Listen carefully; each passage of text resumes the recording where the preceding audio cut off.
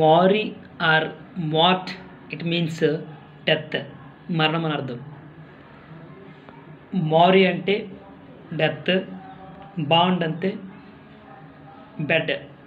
మారి బాండ్ అంటే at the point of death, మరణించడానికి సిద్ధంగా ఉన్న వ్యక్తిని అర్థం.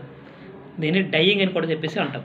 డయింగ్ అదండి, అక్కడ హీరోయిన్ మరణించడానికి బెడ్ పైన సిద్ధంగా ఉందన్నమాట. ఇలా మరణించడానికి సిద్ధంగా ఉన్న వ్యక్తిని మనం ఏమంటామంటే మారి బాండ్ అని చెప్పేసి అంటాం. మారి ఆర్ మార్ట్ అనే పదం మీకు ఎక్కడైనా సరే సినోనిమ్స్లో కానీ, యాంటోనిమ్స్లో కానీ, వన్ వర్డ్ సబ్జెక్ట్స్లో కానీ ఎక్కడొచ్చినా సరే మారి ఆర్ మార్ట్ అంటే ఇట్ మీన్స్ డెత్, మరణం అని దీని యొక్క అర్థం.